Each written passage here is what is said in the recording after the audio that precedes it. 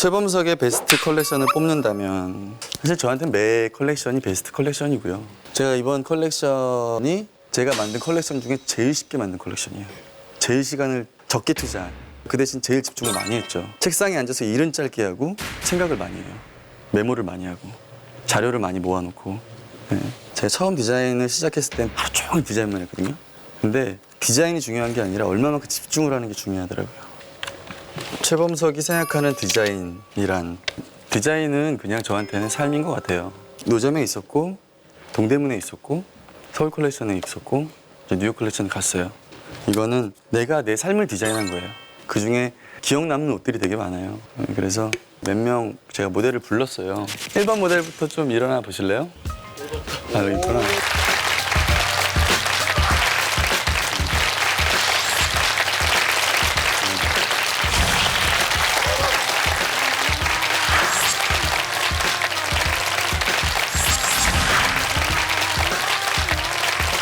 잘생겼나요?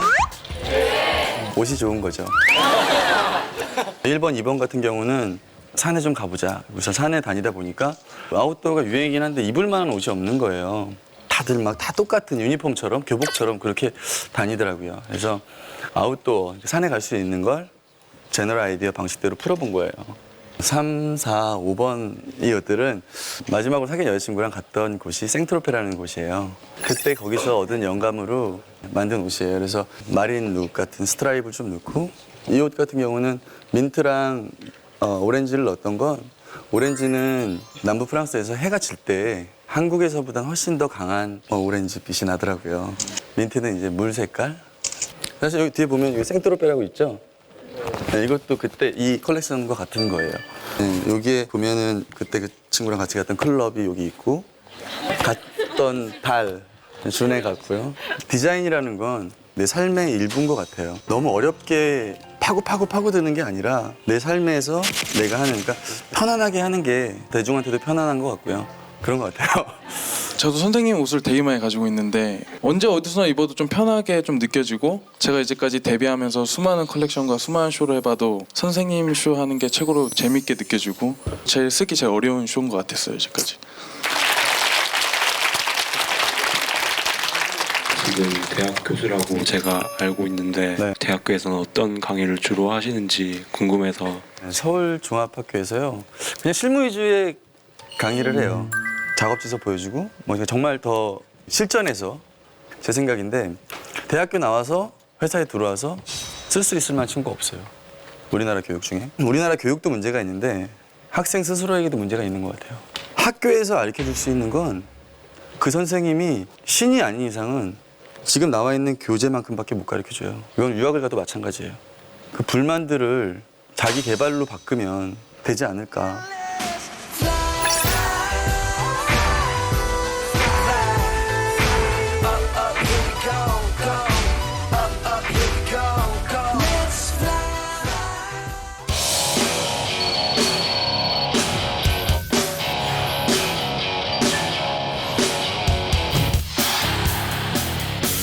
회사가 점점 힘들어지더라고요. 전화가 왔어요. 죽었다고. 이거 아니면 죽는다라는 생각을 진짜 많이 하고 해요. 돌아올 티켓은 없다고. 처음에 이제 뉴욕을 준비했던 과정에 대해서 좀 말씀을 드릴게요. 제가 뉴욕 컬렉션을 하려고 할 때 우리나라에서 너무너무 잘 될 때였었어요.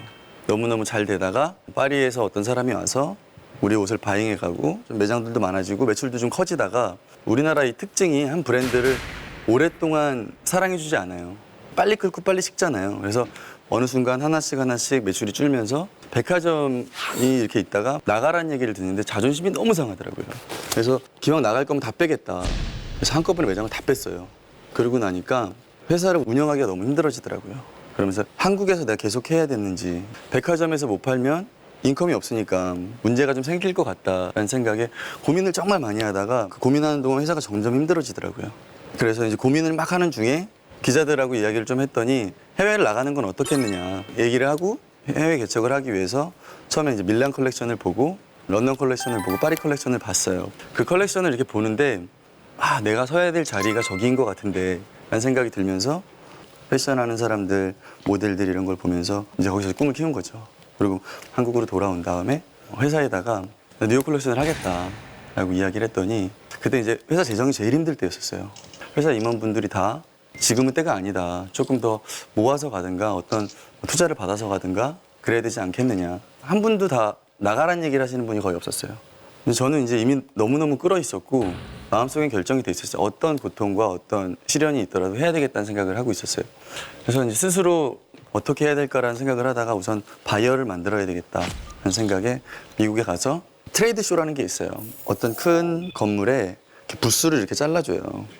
그럼 그 부스에 전 세계에서 옷을 가져가서 거기서 이제 한 2평 남짓 되는 곳에서 옷을 걸어놓고 외국 사람들한테 바잉을 받는 데인데 그걸 신청을 하고 짐을 가지고 이제 미국을 갔죠. 가서 트레이드 쇼를 처음 시작을 했는데 옆에 부스가 그때 당시 정말 핫한 데님 브랜드가 있었어요. 오픈을 딱 했는데 옆에는 정말 바글바글한 거예요. 바이어들이 이만큼을 걷어서 뭐 여기다 놓고 계속 오더하고 줄 서서 근데 저 혼자 계속 여기 서 있었어요. 정말 비참하더라고요. 그러니까 옛날 생각이 나더라고요. 아, 처음 개척하는 게 쉽지만은 않지라는 생각에 버틸 수 있었어요. 3일이었는데 그리고서 매거진하고 뭐 PR 회사, 쇼룸 뭐 이런 데 이메일을 다 보냈어요. 다 보냈는데 답장이 정말 하나도 안 오더라고요. 어떻게 하지 하다가 너네 주려고 가죽 가방 만들었다고 만났으면 좋겠다. 이렇게 이메일을 보냈더니 매거진하고 뭐 PR 회사, 뭐 쇼룸 뭐 이런 데 이메일을 다 보냈어요. 다 보냈는데 답장이 정말 하나도 안 오더라고요. 어떻게 하지 하다가 너네 주려고 가죽 가방 만들었다고 만났으면 좋겠다. 이렇게 이메일을 보냈더니 이메일이 다 오더라고요. 역시 공짜는 더 좋아하는 거죠. 이메일이 오니까 그다음부터 이제 미팅 스케줄을 잡고 트렁크에다가 제가 만든 옷들을 이렇게 담고 미국에 있는 모든 매체들을 다 다녔었어요. 근데 옷을 보여준 다음부터는 자기네랑 하자고 얘기를 하더라고요. 자신감을 거기서 얻었어요. 아, 될 수 있구나. 미국에서 가능하겠구나. 그렇게 우여곡절 끝에 PR 회사랑 쇼룸이랑 계약을 하고 어떤 옷을 만들어서 검정머리가 이들을 어떻게 놀려줄 수 있을까 생각을 하고 힙하다는 동네에서 맨날 앉아서 20대 애들이 입는 것들, 뭐 흑인이 입는 것들, 백인이 입는 것, 동양 애들이 입는 것들 이런 리서치를 많이 하고 리서치를 많이 해보니까 애들이 색깔 옷을 입질 않더라고요. 무채색, 회색, 뭐 흰색, 검정색 뭐 이런 것들을 많이 입는데 그래서 첫 쇼를 무채색으로 해야 되겠다. 그래서 컬러를 하나도 안 넣고 준비를 했죠. 저희 회사에서는 힘든 시기에 가니까 모든 디자이너들이 짐을 들고 나올 때 애들의 눈빛이 정말 무슨 전장에 나가는 장군처럼 가서 승리하고 와라 막 이런 눈빛이었었어요. 근데 제가 너무너무 아꼈던 동생이 하나 있었어요. 거의 고아 같은 친구인데 저를 너무너무 따랐던 정말 아들 같은 아이였었어요. 형처럼 미국 가서 쇼할 거예요 막 이러면서 많이 따랐던 애가 있는데 쇼를 같이 가기로 했었는데 쇼 날 2시 반쯤에 전화가 온 거예요. 갑자기 형, 저 미국 못 갈 것 같아요 이러는 거. 티켓팅 다 해놨는데 미국 못 갈 것 같아요. 그래갖고 근데 분위기가 너무 이상해갖고 왜 그러니? 그랬는데 울면서 형님 잘하시고요. 행복하세요. 그러고 끊으려고 그러는 거예요. 근데 너무 분위기가 이상해서 끊지 말라고 욕을 하면서 끊지 말라고 그러는데 끊고서 2시간 정도 있다가 걔 친구한테 전화가 왔어요. 죽었다고. 네. 근데 내일 가야 되는데 내가 너무너무 사랑하는 동생이 그렇게 되니까 아무것도 안 보이더라고요. 나한테는 되게 중요한 시기였는데 아무것도 안 보이고 아무것도 안 들리고 그러고서 명환실에서 친구들하고 계속 술만 먹었어요. 영정이 안 가고 계속 술만 먹었어요. This one's for you and me, living out our dreams. We're all right where we should be. With my arms out wide, I open my eyes and now. 그리고서 미국 가서도 되게 충격이 계속 있었는데 쇼날 아침에 새벽에 일어나서 기도를 했어요. 잘 갔냐고, 잘 있냐고. 네가 형 힘들게 했으니까 형 이번에 좀 잘 되게 도와달라고. 이제 쇼가 이제 시작되려고 아침에 이제 테크니컬 리허설을 하고 의자가 이렇게 4줄이었어요. 의자를 이렇게 한 줄을 빼는 거예요. 왜 빼냐고, 의자를 왜 빼냐. 그랬더니 다 초대가 안 됐다 그러더라고요. 한국에서는 사실 아시는 분은 아시겠지만 다 못 들어와요. 그 큰 곳에 다 못 들어와서 컴플레인이 걸릴 정도인데 미국에서 하면서 그 조그만 장소에서 그 사람을 못 채워서 의자를 빼니까 가슴이 무너지는 거죠. 근데 런웨이에서 이렇게 딱 나와서 걸어 나오는데 한국에서는 정말 엄청난 카메라가 터져요, 앞에서. 그 잠깐이지만. 근데 카메라가 정말 너무 적은 거예요. 프레쉬를 찾아볼 수 없을 만큼 적더라고요. 그만해야 되나? 뉴욕이 아닌가? 정말로 끝나고 나서 너무너무 허탈했었어요. 내가 너무 내 욕심, 내 생각만 갖고 준비를 했나 보다 라고 생각을 하고서 오기 전날 저녁에 뭔가 이렇게 오기가 생기더라고요. 다음 시즌에는 3줄이나 4줄을 깔아보고 그 다음 시즌에는 카메라가 뭐 10대 왔다면 20대를 만들고 그렇게 해서 한번 만들어보자. 그렇게 생각을 하고 한국에 돌아왔는데 초반에 살짝 거짓말을 할 수밖에 없었어요. 잘 됐다. 네. 스스로 포장을 할 수밖에 없었어요. 안 그러면 울 것 같더라고요. 내가 너무 힘들어서. 그래서 뉴욕에 컬러가 없는데 컬러를 쓰면 이들이 어떤 반응을 보일까 모험을 한번 해보자. 4번째 컬렉션에는 컬러를 썼어요. 좀 밝게 만들었었어요. 근데 그게 반응이 딱 있더라고요. 그때부터 갑자기 미국에 있는 뭐 프레스들, 그러니까 기사들이 막 나오고 관심을 되게 많이 받고 옷을 사가기 시작하더라고요. 이번에 했던 쇼 영상 한번 보여드릴게요. 이거는 보시면 의자에 사람이 없잖아요. 첫 번째 컬렉션이었었어요.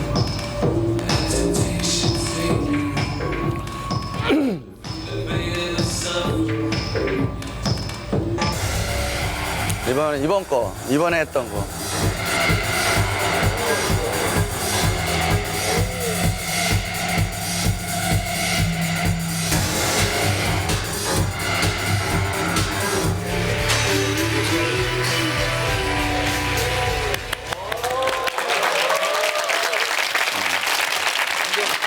뉴욕 컬렉션에 이제 카메라 단이 있어요. 제일 맥시멈이 8단? 마크 제이콥스가 8단 정도 되는데 이번에 저희 7단까지 올라갔어요. 네. 저 하루를 위해서 6개월을 버티는 거예요, 사실은. 저 하루에 10분 정도 쇼를 하거든요. 10분을 위해서 6개월을 버티는 거죠. 힘든 것보다 자기가 생각했던 것들, 꿈들을 정해놓고 그대로 만들어 간다면, 이뤄 간다면 그 과정도 너무너무 행복한 거고요. 아주 조그만 거라도 이뤄봤을 때는 뭔가 자기만 느낄 수 있는 힘이 생겨요. 용기도 생기고 그때 처음에 그 카메라가 없었던 그때와 지금하고 너무 달라졌고 내가 꿈꾸던 게 이게 되는구나 라는 생각에 가슴이 막 뛰더라고요. 실패했거나 슬럼프는 없었나요? 슬럼프는 사실 디자인이 안 나올 때가 제일 슬럼프예요. 내 직업은 디자이너인데 디자인이 안 나오면 얼마나 슬럼프겠어요. 서경석 씨는 만약에 MC인데 말을 못하면 얼마나 슬럼프겠어요. 말이 안 나오면. 지금 슬럼프예요. 아무 말도 못 하고 있어. 아무 말도 못. 계속 듣느라고. 저는 뭐 모든 사람들이 그러지만 실패한 적이 성공한 적보다 더 많은 것 같아요. 제가 빨리 시작한 게 큰 장점인 것 같아요. 또 하나가 어떤 상황에도 포기하지 않는 거. 젊은 친구들이 너무 빨리 갈아타요. 왔다 갔다 왔다 갔다. 제가 그러니까 정말 싫어하는 부류의 사람들이 이력서에 이력이 화려한 사람들 되게 싫어요. 많이 옮겨 다니는 사람들. 그만큼 끈기가 없다라는 거거든요. 버티지를 못한다는 건데 그런 사람들은 거의 쓰질 않아요. 내가 잘하는 한 가지가 필요한 세상이 아닌가라는 생각을 해요. 그들은 아니면 또 저는 뭐 실패하거나 포기하고 싶은 때가 없었을까요? 너무 많았죠. 저는 무조건 어떤 일을 하더라도 이거 아니면 죽는다라는 생각을 진짜 많이 하고 해요. 그리고 항상 돌아올 티켓은 없다고. 돌아갈 곳이 없어야지만이 그걸 이겨내고 할 수 있는 것 같아요.